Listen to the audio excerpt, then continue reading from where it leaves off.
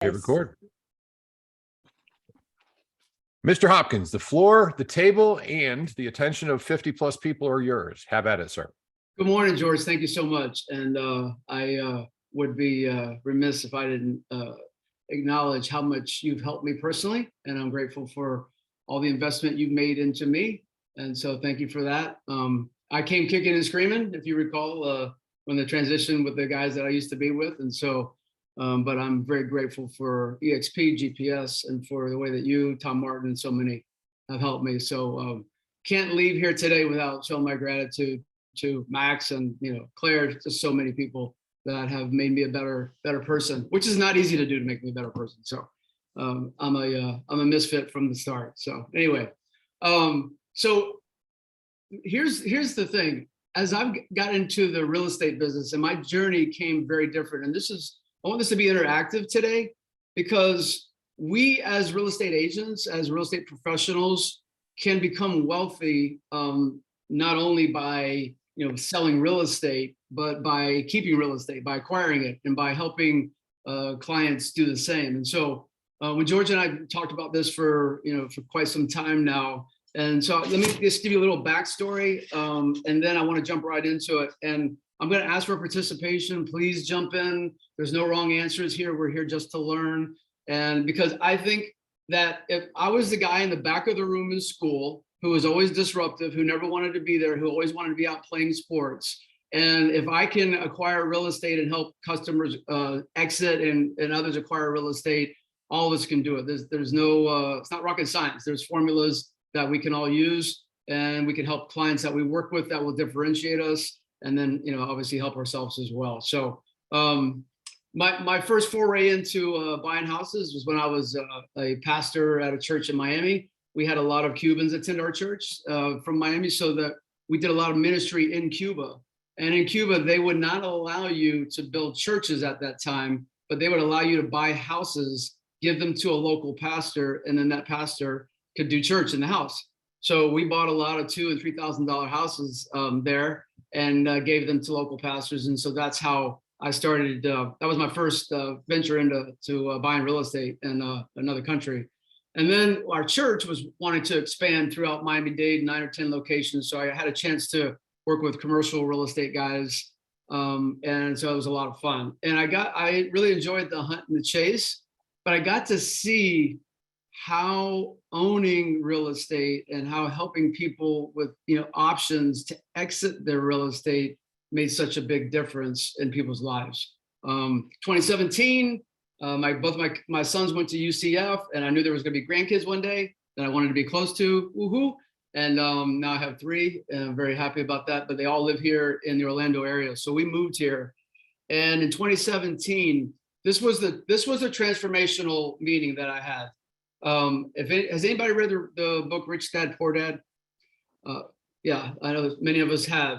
Well, I was teaching Rich Dad Poor Dad to inmates in Miami.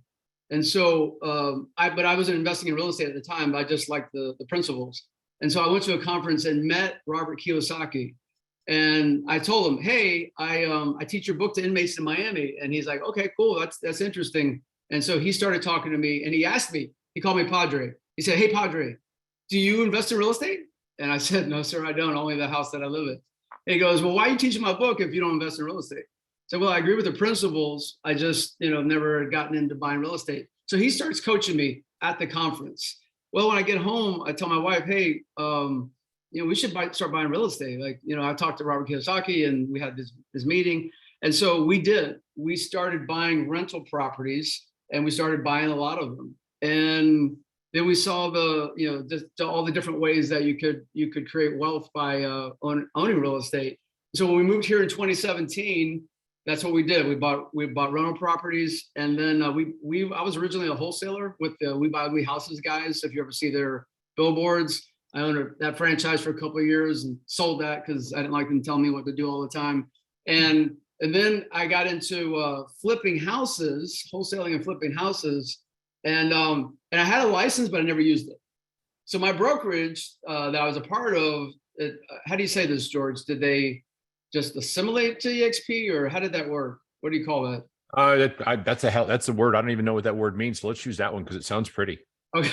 Yeah. Okay, I so like the that. the brokerage I was a part of became part of EXP. Saw the light. So Yeah, it's all the light, exactly. And but I was I was a flipper and a wholesaler. I had no interest really in the whole retail world, other than I wanted to get referral fees when a house I couldn't buy myself, and so would refer it to another agent. And so George and I met, and then we became a part of EXP, and I'm so excited, happy that I've done that. But what I discovered with some of my partners on here on this call, George introduced me to Ian Anderson. Ian and I have done a bunch of transactions together. Tommy Mack, Tom McNamara, who actually trained me at the other brokerage. He and I have done dozens of deals together. I can't see the whole screen, so I'm not sure if Charlie Malzahn's on here, but Charlie and I have done deals together. And we started down this road where I was the investor guy, and I was advertising on Facebook and Google, and then different ways that I was getting leads. And so I would show up and I would say let's say Max is the seller, and I would say, hey Max, so tell me what you want to do and what's going on and how can I help you, and what is it that you really need. And there was times when Max would say, well, I need this amount of money, which would require a retail sale, right? And I would say to myself, well, he shouldn't be discounting this house. I'm a cash buyer. He shouldn't be selling to me. He should be selling with a real estate agent. And then I would say to Max, hey, Max, I have a friend who's a real estate agent. And then Max would say, yeah, I know 28 real estate agents. I'll take care of that myself. I would walk out of the house with zip, because they didn't need to sell me a house for cash discounted. They needed to sell to a real estate agent. Well, I got, after a while, I'm like, okay, I'm walking out of some of these houses with nothing because I paid for these leads. Like, how do I change this? So then we started going into houses together. I would go in with Tom McNamara. I would go in with Ian, or I would go in with Robert, guys in different parts of Central Florida, depending upon where they were located. And I would walk in, and let's say if George was the client, and Tom McNamara or Ian and I would sit in front of George. Okay, George, tell us what you need. Tell us what you're trying to do. Where are you trying to go? Why? What's really happening here? And the client that I usually work with has got some need. There's usually something going on in their world that's requiring them to sell. And so we would spend more time getting to know the person. Very little talk about the house. We focused, if we were there for an hour, we might spend 45 or 50 minutes talking about them and what's going on in their world, and maybe 10 or 15 minutes actually talking about their home. And so we would discover, what is it that what did George really need? And then depending on what George told us is how we would go with him. But we knew that every time we went into a house, we could help the customer sell their way that they needed to. Not my way, not my one offer, not my one position, but multiple ways that we could present to them. And so if it was a retail deal, I would just look at Tom, and Tom would take it from there. If it was, or Ian, if it was a buy and hold or a flip or a wholesale, then I would handle it. And so we would partner through that process.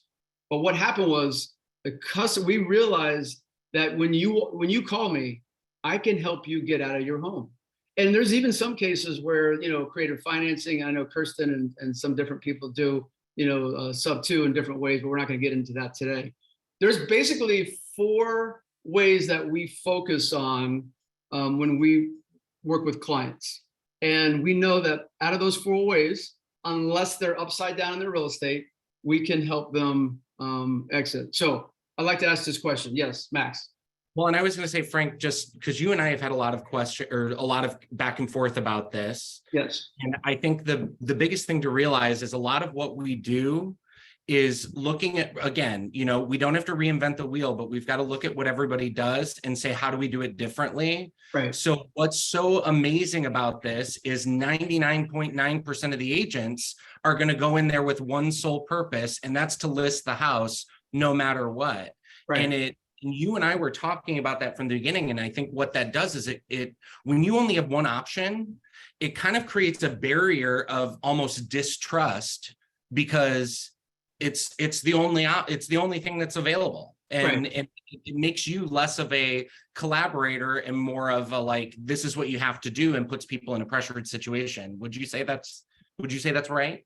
Yeah, I would agree. And let's face it, in today's world, as we've seen, there's not, I mean, people want choices. I know when I'm, especially my house, which is in most people's case, the largest investment they'll ever make, I want options. I don't want you to try to sell me on one way to do anything. I want you to give me options. And so we realized that by being able to offer options, we could help clients do what they needed to do. And here's this is a mindset shift. Let's talk about mindset on this, because I have lived in both worlds. Have great friends on this call on the retail side. I have great friends on this call who are on the investor side. I work with a lot of investors as well. And there's this mentality that I hear, maybe people on this call don't feel this way, but where investors don't trust real estate agents, and real estate agents don't trust investors.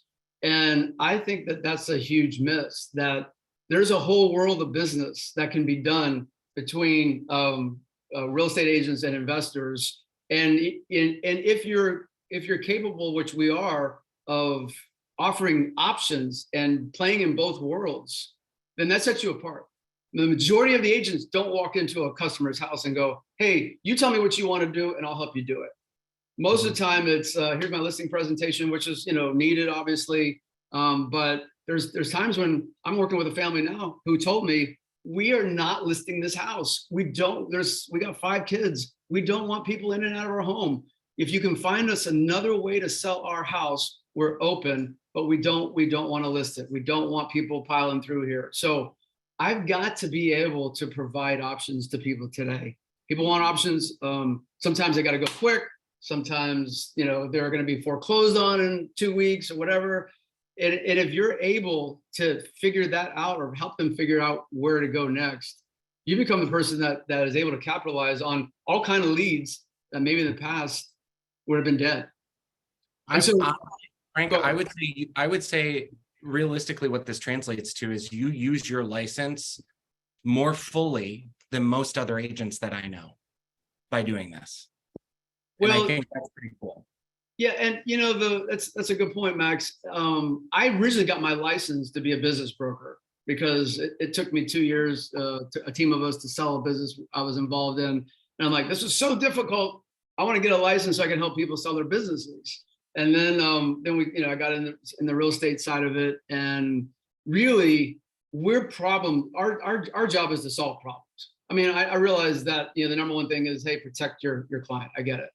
But we are problem solvers. And when I was only going in with cash options, that's not enough, because some people need the most. I'm working with a couple getting ready to get a divorce, and they like, hey, this is the only asset we have. We got to have the most money possible. And so, we got to sell this a certain way. So by being able to offer options to people, it's really worked out well. Tommy Mack, you there? Yeah, I'm here. Hey, so let's talk a little bit about this, because you and I have done this many a time together. Good morning, by the way. Yeah, good morning. So we've gone in and talk a little bit about how we approach a customer when we go to see them.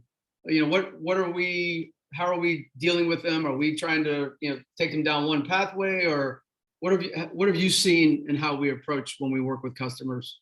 Yeah, I think the thing that you and I, when we were working together all the time, that I noticed and you noticed, I think you coined the phrase to me, was we played good doubles tennis, right? And playing doubles tennis, there's you're on either side of the court, and sometimes you're forward, sometimes you're backwards, and we both did that pretty well. And just kind of listened, really asked a lot of open-ended questions, listened to the customer. Find out what their pain points are, so that you can remember them for later, so you can show them how you're going to help them and solve their problems. And then, more importantly, not drive them to one particular solution that would benefit us most, right? I mean, most of the time we could make the most money by buying their house for next to nothing, putting a little money into it and flipping it and selling it. But that wasn't our goal. Our goal was to help them And sometimes it would be that we would buy it and put money in it and flip it. Sometimes we bought it and flipped it without even putting money into it. And other times we listed it for them, and or came up with a creative solution. So I think we sold a few houses without even putting them on the market at all, right? And just calling somebody that we knew that was looking for, something in that area or that price range or what have you. So, just being able to have multiple tools, I think was really good for us. So let's talk, because I consider you, masterful at this side of it. So you don't have to have two people to do what we're talking about. I just kind of stumbled into, hey, there's a better way to do, other than just the whole cash offer side, which is great, but it's only part of it. But you do this now, even when you're, out there doing your deals today. Mm-hmm. And so when you walk into a customer, because we normally think of 4 options. There's more, but the main 4 that we focus on are buy it ourselves, or sell it for them to like a hedge fund, one of the hedge funds, and a lot of that's changed in terms of offers that they make, et cetera, today. Rehab it and sell it for them, or list it for them. And so when what are the things that you're looking for when you're talking to clients as to which way will I go on this? I think the biggest thing is to ask them what their best outcome is and listen to it. Now, the initial thing when you start talking to somebody about, like, Frank has a question he asks, what's more important to you, selling it quick or getting the most money? And everybody's answer 100% of the time, maybe 99, is no, I want it sold yesterday and for max dollars, right? Of course, that's what we all want. We all want our cake and eat it too, right? But you got to pull them back from that. Hey, listen, it's kind of an either or, right? For me to get you the highest money, it's going to take a little bit of time. For me to get you out quick, you're going to lose a little money. And I equate it to people, maybe this is wrong, I don't know, but I say something, like, hey, when you trade in a car, you're not getting top dollar for that car, but it's super convenient, right? You just go in, here's my car, give me some money, I'll buy you a new one, right? And you're in and out of the door in a couple hours, hopefully. And with a house, although the numbers are bigger, it's the same concept, right? I can make it super, super, super convenient for you, get you out quick, but you're probably going to leave a little money on the table. And for a lot of people, that's okay.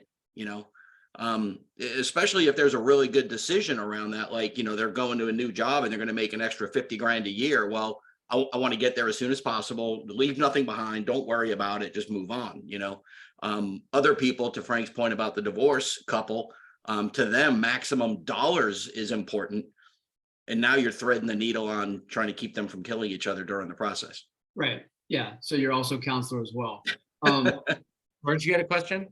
Yeah, I've got to add something to that. And for everybody that's listening to this, what I just heard Tom was talking about, and Tom is an expert at this, is do a whole lot of listening about what their priorities are, because quite honestly, a vast majority of us will come in and say, we can sell your house because we have more marketing and we do this, and we do that, as opposed to saying, what are your priorities? They may not give a darn about the most amount of money. They may care about time. They may care about the fewest hassles.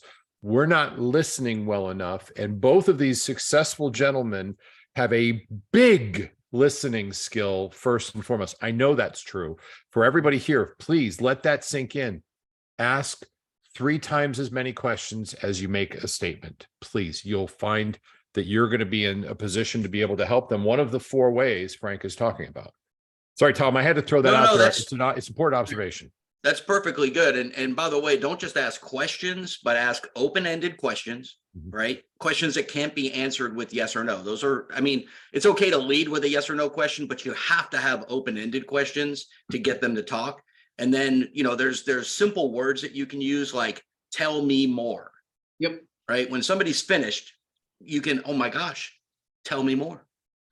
What happened next? Yeah. What do you mean by that? Or help me understand that further. Yeah. Because here's what we find. We find that the answer to the question, the real answer to the question, is about the 3rd or 4th answer. And most people are afraid to ask beyond the first question. And here's this may be the most important principle that I've learned in the selling process, which is don't need the business. When you walk in and you have the mentality that I don't need you to work with me. I need you to do what's best for you. And when you really have that mentality, then guess what? Then they start to trust you. Then they start to feel comfortable with you. Then they realize, okay, these guys, like, Tom and I've been into houses before where we said, hey, we're not even sure we're the best answer for you. But if we're not the best answer, we're going to help you find the best answer. And so by being open and really like honest, and I don't need this transaction. Now I get it. We got bills to pay and, support our families and all that. I understand. But if we go in with the idea that, I gotta have this, I think we call it, I don't know, commission breath or whatever we call Mission it. breath, yeah. Yeah, but the mentality of the best teaching I ever received on this is, I don't need this.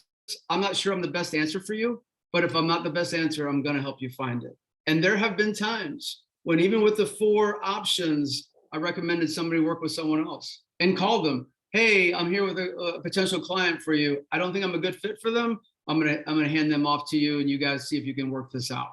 And so when we really have an open mind with no preconceived idea, I want in the house. I know that a lot of people do a lot of pre-qualifying. Oh, this, and this. I ask a few questions and I want in the house because I know once I'm in that house, something good is going to happen. So let me in the house. I'm going to help you figure this out, regardless of what the situation is. And I think at this point, I've been at houses where somebody was recently murdered. I've been at houses in probate, foreclosure. Hey, I'm getting ready to foreclose in 2 weeks. And I've got, a decent amount of equity here. What do I do? And, well, that's not a listing opportunity. But if we can't provide options for them, we miss out. And by the way, you see all the data that, sales are down and, lower than they've been. I think we need every option we can have. And if you present a problem to me, I don't want to have to say, hey, sorry, I can't help you there. I want to have the network or the connection or the understanding to make that transaction work so that I can help you resolve it. Max, were you going to say something? Yeah, I was going to say, so the biggest thing from a mindset perspective on the front end is not what's the best option, what are we going to do? What's my whole plan? Because you haven't heard that conversation with them yet. You're saying all you're focusing on is getting in that room with them so that you can get the information you need to help them make the best decision. That's it. Right. When I get on the phone with somebody, it's, hey, Max, thanks for reaching out. Or if I reach out to them, hey, I'm a cash buyer in the Central Florida area, but I'm also a realtor. I do all kinds of things and help customers figure out what's best for them. Tell me a little bit about what's going on, and then I want in the house. So, I know some people like, pre-qualify, like, oh, no, they're not a good fit or whatever. Man, I want in the house. You get me in the house. And even if you're not going to sell to me, I'm going to find out which of your neighbors, which of your relatives, who is it that would be willing to and wants to sell now, and how can I help you in the future?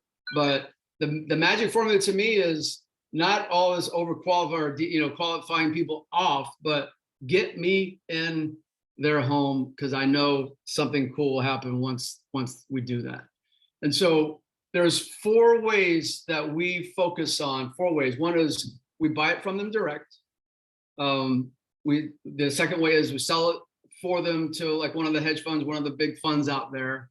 The third is rehab it and sell it for them. And that's, there's a lot of opportunities with that. And then the fourth is list it for them, as most of us do. And so, yes, go ahead. I was going to say, can you break some of those down for us, just like what that process looks like for you? Yeah. So let's talk about buying it from them, because the way that we do this is we have to have a certain set of skills and knowledge. And is Ian, are you on? I can only see about 5 of us. Are you on the call? Yes. Hey, Yep. Ian, how you doing, brother? Good. How are you? I'm good, thanks. So Ian and I have been in a bunch of houses together, and where we have, wholesale, retail, flip. Ian and there's houses that I bought, but then Ian ended up buying it instead to flip it or keep it as a rental. Can you talk a little bit about how that's worked? We go in, we focus on what process. What do we focus on over with customers? I mean, it truly is what's in their best interest. And I mean, you say quite often, you know, if you were my sister or you're my parent or a family member, I'm going to tell you what's best for you. So, I mean, many times you've said, you know, you're going to get the most in your pocket if you list it retail. And I'm kind of shocked how often people just don't want to deal with that and will just sell for cash and take much less, even though we'll tell them, you know, you basically take retail, work backwards. Obviously, you're not going to flip properties if there's no profit in it for you. So you tell them straight up, you know, here's what I pay your closing costs. I have to make a little bit of money because that's what I do. And here's what you're going to net in your pocket. So you can either list it retail and get X amount, or I can buy it cash and you'll get this amount. And not all the time, but probably, you know, 20% of the time, people will just take that cash offer just to go simpler. But it really is because we're trying to tell them what their best options are, but not everybody's in the same position. And, you know, it really, we are looking out for their best interest. And, you know, like you said, if you go in just looking at what is good for them and not necessarily, you know, most realtors or even most wholesale buyers are cash investors. I mean, they don't come to the house, they don't visit them, they don't build that relationship and build that connection. And most of the people that are in a situation where they need cash are in a bad situation. Right. I've got a deal with a totally unrelated, but a family member, the mother died, and I went yesterday to check on the house, and the son has been living in the house. He doesn't work. He literally was laying on the floor in the living room, couldn't even get off the floor to have a conversation with me. I stepped around him, took a picture of the house, updated the family. But a lot of these situations are bad situations. So they really need somebody they can trust and confide in. And it's more about the relationship than about the bottom line most often. I mean, it's this is a relationship gig. That's really good stuff. And I mean, and the idea of it's a mindset, because many times people, I'm sure on the call, some will say, oh, well, people would never accept an offer that low. It's not true. It depends on what's going on and what's going on in their life. And do they need to go? Do they need to move? What's happening? For example, if you're going to, I see your hand, Max, if you're going to foreclose in 2 weeks and you're going to lose any hope of equity, you will take a lower cash offer to be able to walk away with something. But as agents, if we can't think, you know, outside the box of I'm only going to list this for you, then I can't help that client. And, you know, it's my job to help them. And I was able to help them. And so it's a great feeling to be able to do that. But we've got to be open-minded. Max. I was going to say two things. One, on what you just said, most agents, you're absolutely right. If they've got something in 2 weeks, most agents will go, well, it's going to take 30 days to close. I can't do anything. Right. And there was another thing that Ian said that I'm actually curious, you guys. So when you're going in there and you're presenting a cash offer as if you were going to buy it, you actually lay out basically your entire plan, say, this is what I need to buy it for. This is what I plan on rehabbing. This is what I'm going to sell it for. And you just like lay it all out there. Not necessarily. I mean, it's more for the cash offer. They need to understand like where the numbers come from for the cash offer. So when Frank and I go on an appointment, and he does not pre-qualify the people at all. So oftentimes I'm like, Frank, just ask him a couple questions. Like, I need to know how many bedrooms, how many baths, but he literally gets the appointment, sets the appointment. So when we go on an appointment together, I'm the retail. So I pull comps and I look at what this house is worth retail. And then Frank just works backwards, you know? So here's retail, and he doesn't even tell what we're going to do to it, but it's just, okay, you know, it needs an AC, it needs a roof. So that's $15,000 for this, $5,000 for that. And here's your closing costs. And here's what I'm going to make. You know, I need to make $15,000, $20,000 at least, or I wouldn't do this. And just kind of works backwards and just makes an offer. It's not, we don't really even talk about us flipping it or reselling it or any of that. It's, they just want to know what they're going to get. So either you put it on the market and it may take 60, 90 days or more in today's market to get X amount, and the market is shifting and the economy is questionable. So oftentimes people, you know, I'll take the cash. What's my cash price today? And we close in 2 weeks. Yeah. And to your point, to your question, Max, we are very open about it. I've literally take a piece of paper And all right, if I buy it from you, this is what I expect to make out of this. If I sell it for you, this is what I expect you to make out of this. You decide. I would think that decide- most investors won't do that, right? Yeah, well, I mean, yes, I'm not sure how many actually do that, but I want you to know this is what is going to happen, because it's important to me that everybody understand, like, I don't want people to finish the transaction and go, well, Frank and Tom took advantage of me, or Frank and Ian took advantage of me. That's not the case. We're very open. This is what I expect to profit out of this. Sometimes I'm not 100% clear what that number is going to be. I have a good idea, but as Ian said, the market's changed a lot, et cetera. The point being is that by having relationships, by learning more than only, and listing houses are important, and people make great livings only listing houses, awesome.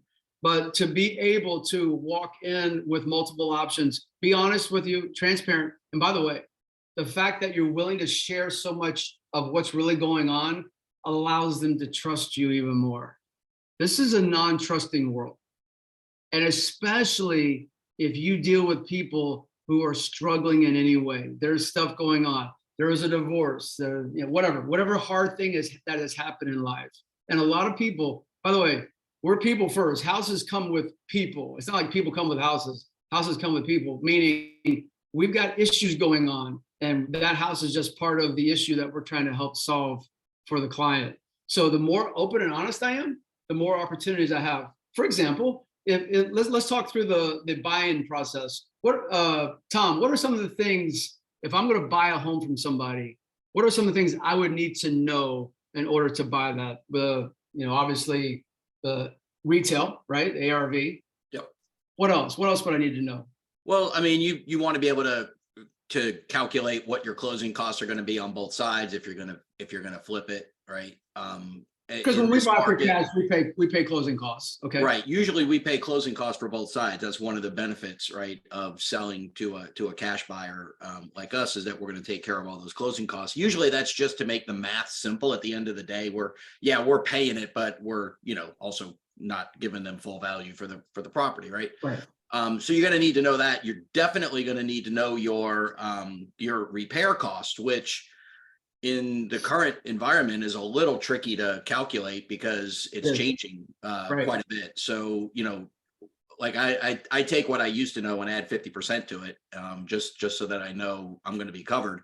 And now you've got a lot more carry costs than you used to, right? So again, a lot of our flips were 30 to 60 days max. Right. So, you borrow $200,000 to buy and flip the house, and it's going to be $4,000 to $6,000 worth of carry costs. Now it might be 4 or 5 months before you get to sell it. So now you've got to calculate $10,000 to $12,000 of carry costs. Right. And if you notice, I did that in my head really quick. Just calculate 1% per month, and you'll be really close to what it's going to cost you to borrow hard money, right?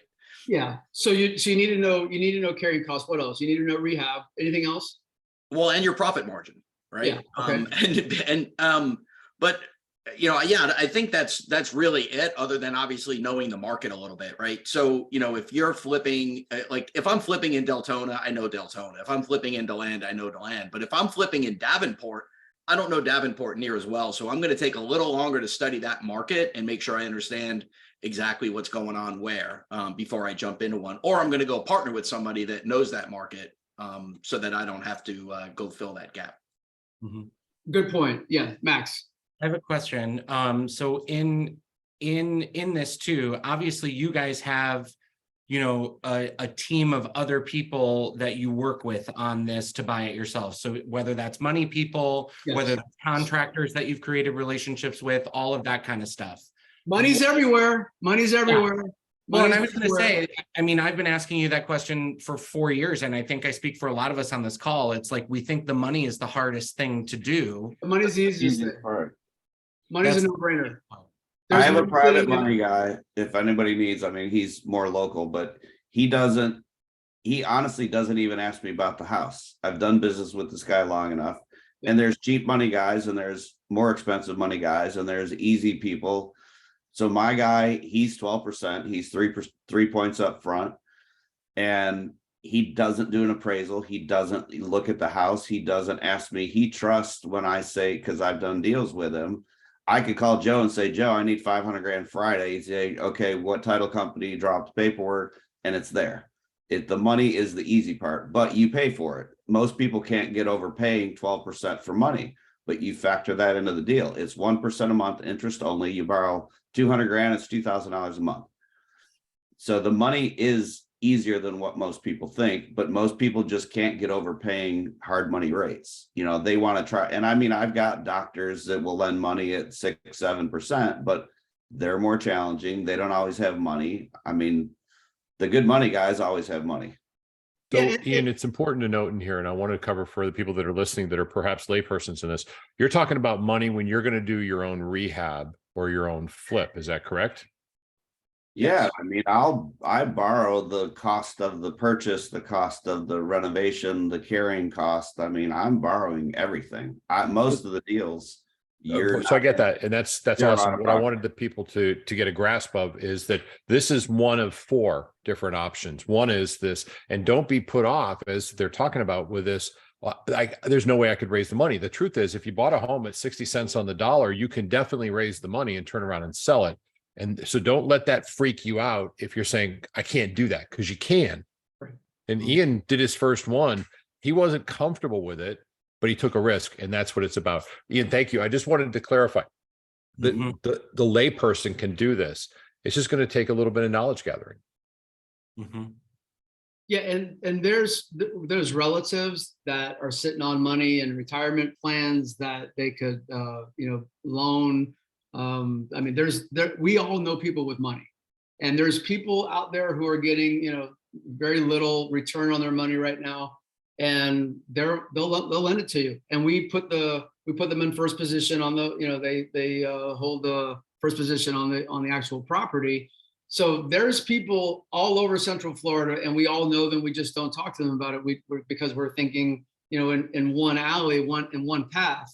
But the point is that if we buy it, or if we have people that we work with who we know we can count on that will buy it, then we have options to give a customer who says, I've got to leave. I'm going to be foreclosed on in 2 weeks. I got to get out of this house. Ian's got a relationship with a lender who he can call and go, hey, and I'm same way. I've got lender relationships where I text them, hey, I'm closing on this date and I need this much money, and boom, done deal through the title company that we work with. And so it's those relationships exist, and it's how we can build wealth, not for ourselves, but also how we can help customers exit in certain ways that need to. So that's a world that you have to learn, and there's ways to learn it. You don't learn this stuff overnight, but what the main point here is to start considering options so that when I walk into a house, I want to help that customer. That's my goal. I don't want to leave without being able to help you. And so, I know Ian and I have been with some, really challenged customers and things that are going on in their life. And I say that respectfully. We don't judge. We're there to try to help them through their stuff. And so Ian has helped me, and he's the expert. I'll flip a house in Daytona Beach or on the coast, once he's told me what it's worth, because I know he's so good at it, I can trust what he tells me it's worth. And that's why the two work well together, because he knows his individual market. Like I sold a burn for the first time ever. I've never done this before. I sold a house that caught on fire, and normally I'd be like, I don't want to talk about that. No, leave me alone. But somebody reached out, and this house had caught on fire, but the bones were still good. So I hired an engineer. He charged me $700. He went to look at the house. The seller had no insurance. They had no way to cash in on that house other than to sell it to an investor. And so I said, okay, let's see what we can do. So the engineer walks the house and tells me it's going to be about 130 to 140,000 to make this right, but the bones are still good.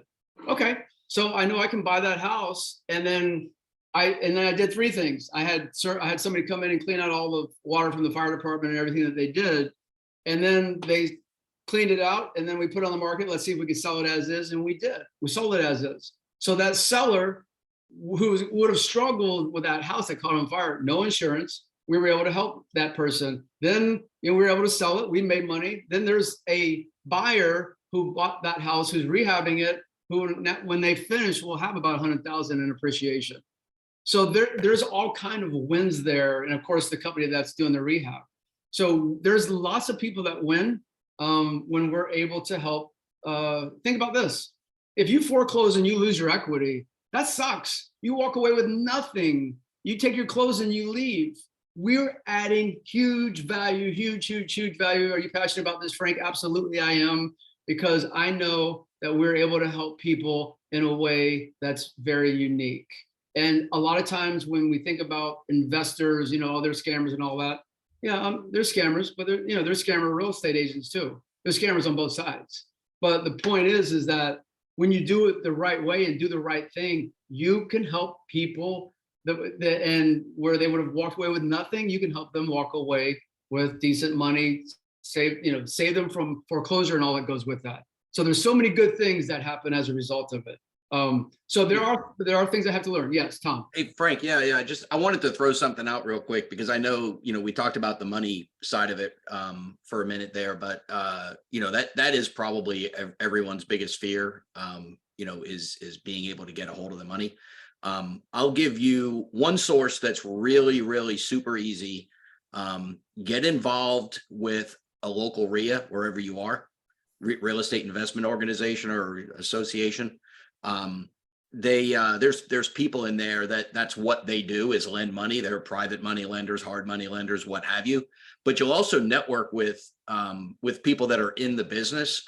For instance, I have money in my 401k and IRA that I use to fund other people's projects, right? Because I can, but I don't really want to fund my own, right? It's kind of it's a gray area. You can do it, but I try not to. So, if Frank needs money on a project and I'm not involved in that project, he can approach me and I lend at reasonable rates, right? I don't charge 3 points origination.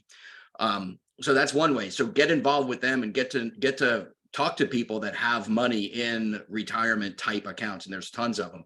Yeah. The other thing is be creative with it. You can partner people's money. I might only have 50 grand sitting in my account, but Ian might have 30 grand sitting in his, and Max might have 100 grand sitting in his, and we can fund your deal, and we can all be in first position, believe it or not.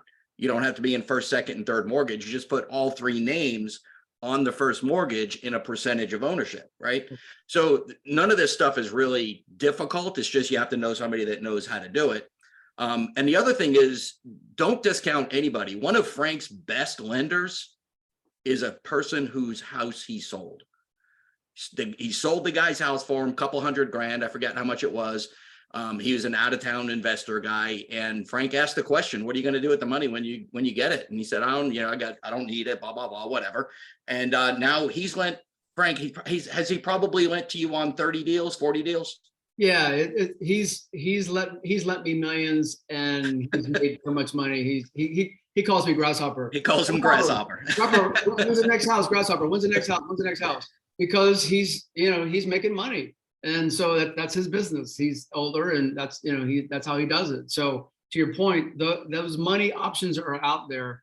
And let's go one step further, because we got a couple others here. We have a hard stop at 9:30, so let me keep moving here.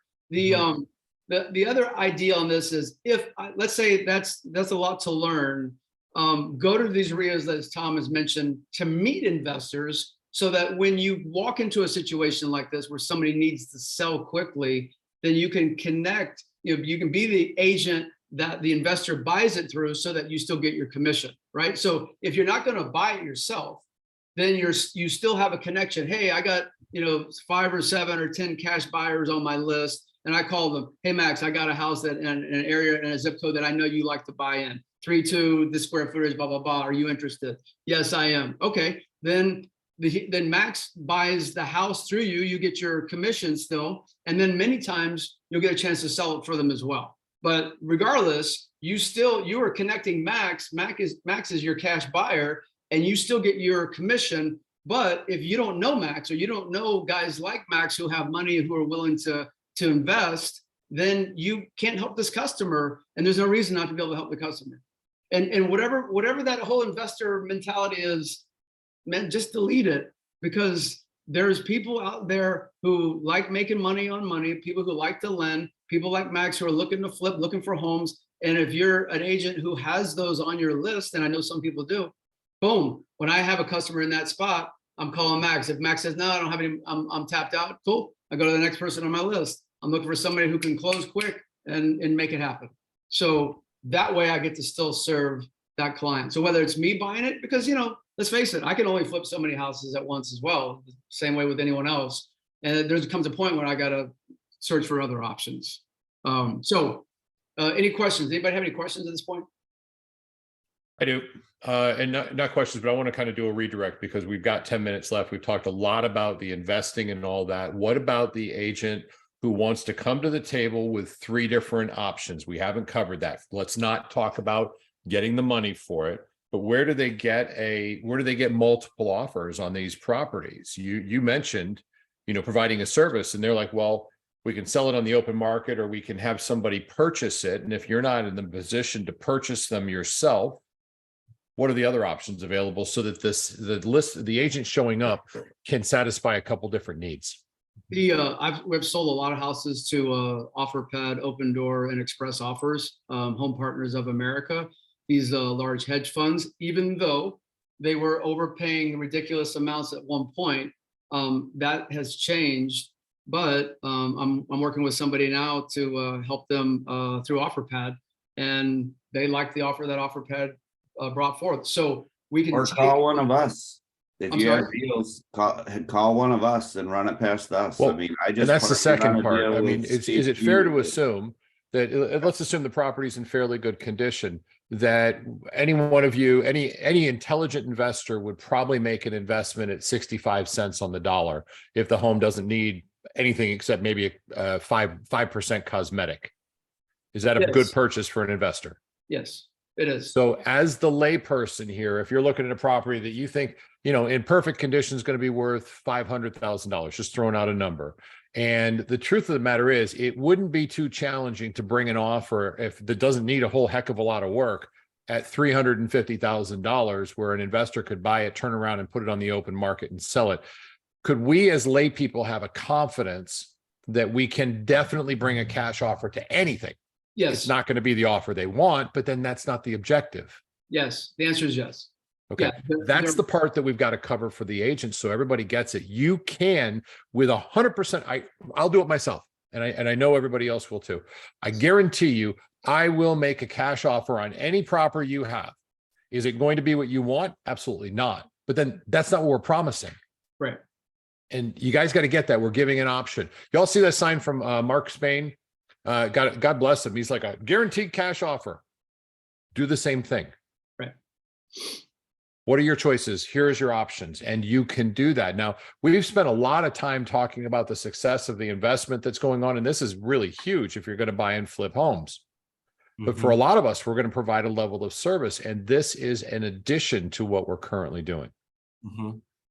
Okay. Sorry, I just had to put that in there. I think it was important we covered that. Absolutely. And so when I'm going in to see a house, I know that I can work with hedge funds, and I know the requirements that they have, and there's a process for that. Sometimes they pay you commission, sometimes they don't. I'll need to get a commission agreement from the seller and say, hey, I need a commission agreement from you. And then I'm going to go shop this to some of my hedge fund partners and see who's willing to buy it from you. So I have lots of options. I can go to big companies, I can go to small, I can go to individual guys as long as I know they have the money and they're prepared to close. So you can, we have express offers as well. So there's options for you to present. So because sometimes people, like the customer I have right now, they said emphatically, Frank, I don't care what you say, we love you, we're friends, blah, blah, blah. We're not going to list this house. Okay, well, I'm searching for hedge funds to see what we can do. And they want to rent to own in their next gig as well. So I'm connecting them with Home Partners of America. So that by understanding these different options, George, it gives us the opportunity to still get paid and to help the customer in the way that they want to get helped. The third is rehab and then sell it for them. So Tom, have you done much on the rehab and sell it for them? I've done a bunch with you in partnership with some other folks. I actually did my first one last year, right as the market was starting to tank. So that one didn't work out as well as I wanted it to. But yeah, I mean, I've done a good bit of them. So let's talk a little bit about that. You walk into a house, the seller needs retail, but there's some things that are wrong with the house that unless they get fixed, they won't be able to get a retail price. So walk us through a little bit. We got about 5.5 minutes here. Walk us through a little bit about what that looks like. Well, I mean, you've got to take it from one of two angles, right? I guess it depends on how much. If it's like, hey, it needs a new roof and an air conditioner, well, there's ways that we can do that, right? Like I've actually funded that kind of stuff for a customer. I know you have as well, Frank. You got to make sure that you protect yourself if you're investing your own money in somebody's property. So make sure you put a UCC lien on it so that you can collect your money at closing. And then there's Curbio, right, which I haven't used yet. I started to use them once. It didn't work out. Back then they were minimum $15,000 rehab, and I think this was like 10 or 12.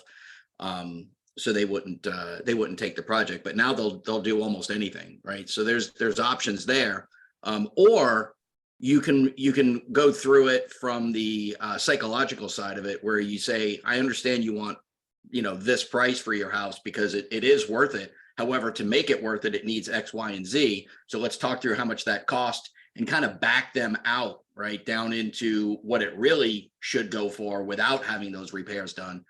And then once you get them there, then you could talk about listing the house for that price so that, they can, hey, listen, you can get what you want without having to go invest the money, or you can go invest 15 grand and you may or may not get it out. Yeah. And the only thing I would add to that is using your own money is risky. I would not. Absolutely. Do it. I have gotten burned on a deal like that. And so I would prefer Curbio or someone else to put their money out and not me. And so by having relationships with vendors, so that what's going on and what your options are, but we need to provide customers with areas like if your roof is bad, AC, certain things, you're going to struggle. People are going to be hitting you for discounts, and you're going to struggle to get it done.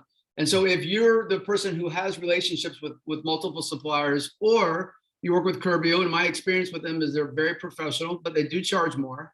But they'll get paid at closing. Then those are good options. So, but I'm not just a person going in and saying, "Hey, here's my listing presentation. List with me." I'm going in and saying, "What do you need? Oh, you need full retail. Cool, but you got an AC or a roof that's 25 years old. Let me help you find a contractor to do that." And I charge them more as well. So if I'm doing it, and if I'm helping coordinate the fix up of it, then I want to be paid for that as well. Max? And I was going to say with that, because we were talking about that, obviously, and we've talked about this, you wouldn't want to run, if you are charging them for the service of kind of coordinating the project for them, you don't want to run that through your real estate license or your real estate LLC. You probably want a different one, right? Yes. Yeah. That's a different approach. Yep. Yeah. When I help somebody, I'm a consultant on that part of it, help them get it back together. And then once that's done, then we go to the agreement, the FAR agreement, or the listing agreement and the commission. So yeah. So best practice is keep like the different lanes separate. Yes. Like if I'm consulting, I'm in this lane with my company that does consulting. If I'm listing your house, I'm in my real estate lane. Right. And we can do that, right? Yeah, absolutely. Last thing, we got 2 minutes. Let me just say this. If let's say you go in and they want the house listed, great. You're doing open houses. Awesome. When you knock on doors, if you're knocking on, I think I heard Liz say they knocked on 70 doors, or I'm not sure I heard that right yesterday, but that's a ton of doors. I bet in those 70 doors, there might have been a vacant house. There might have been a house that was near foreclosure. There might have been a house that either you could have helped somebody sell, you could, somebody's out of state who doesn't, no interest in the home anymore. But even Max, and I know you're the open house king, even when we're teaching open house, if you're with me and you're doing open houses for me, I'm telling you now, when you knock on those doors, I want you looking for houses that look distressed and talk to the neighbor. Hey, hi, my name is Frank. I'm a realtor. I'm helping sell a house down the street, whatever. Do you happen to know who lives next door? And a lot of times they'll start telling you, oh yeah, they're, whatever's going on. And that's a house that maybe you can help them sell, help one of your investors buy. There are opportunities out there to double and triple our business if we're looking for it and we know what to look for. So I applaud. I was like clapping myself when I was walking yesterday, listening to Liz and the lady that I guess trained with her. I don't remember her name, but who said they were like 70 houses or whatever. Like that's beastly. And if you treat this like, what other options are out here for me to list or buy or help somebody buy while I'm out here, there's more business. We pass right by business every time we go out knocking on doors. So anyway, Hey, to wrap this up, I think something that would be really, really beneficial from Ian, Tom, all of you. What are some of your favorite resources for basically all of us that are out here that want to get started or learn some of these, because a lot of this was you need to, know more about the formulas, or you need to know more about this. Do you have any podcasts? Do you have any books? What are your favorite places to go to kind of get your feet wet? And I know you talked about the real estate investor groups that are everywhere, basically. Yeah. I would, my favorite website is Bigger Pockets. I know that's the most popular one. I'm actually on in a mastermind with some of the guys from Bigger Pockets, and it's really important to learn, to your point. And so I would start there. It's a podcast. Yeah. They have so many, there's, I don't know, 3, 4, 5, 6 podcasts that they have. So it's a fantastic source. I would start there. There's all kind of good real estate investor podcasts, Max. But to me, I think they're the largest or the most downloads or whatever. They're really good. I would start there. Okay. Perfect. Anybody have any questions before we wrap it up? George, I'll let you wrap it up because this was a wealth of it. I do. Information. Oh, wait, Shoot. you got a question. Yeah. So Frank, are you hiring? I love it. Yeah, that's a good question. I'm always willing to partner and work with other agents. So would love to talk. So I'd love to connect offline. Okay. Do you mind if I give you a call a little bit later today? Yeah, do it. Absolutely. Got it. Yeah, and that's the other thing is people helped me along the way. As a matter of fact, the friendliest, because this is where I started, the friendliest community in Central Florida, in the Orlando area, when I moved here, was the investor community, because they welcomed me, CFRI. I'm not plugging in, just saying. And it was amazing what they were willing to teach me. And so because I benefited greatly from what others were willing to do for me, I'm absolutely willing to help as well. So Great. Thank you so much. you're welcome. All right. For the sake of wrapping this up, boy, April's going to be an amazing month, right? First off, Frank, thank you very much. That was awesome. I really appreciate it. For everybody else that participated, God bless you. Thank you. Remember, everybody that's watching this, you can very, very easily go into any listing appointment, be able to provide a cash offer, guaranteed.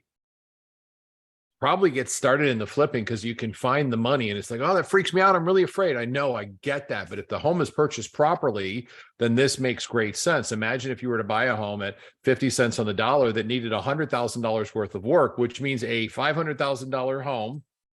You buy for $250,000, it needs $100,000. That leaves another $150,000 left in there. Why wouldn't you make the effort to find this out? And the only way to do that is when you go and help somebody, you've heard these guys say very clearly, whatever you want, we can provide. And that resonates with me. I know Frank goes in and he's like, I can buy the home. I have an investor who'd buy the home, or we can sell the home. But most importantly, what is important to you? And that's what we've got to keep in mind. Frank, thank you very much. I know this has been a couple months putting it on.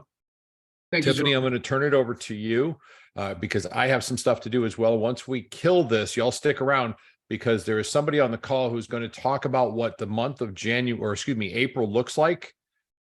in the month of April on Wednesdays. And I will tell you the month of April on Thursdays is going to be the Emerging Agent 1 through 8 series.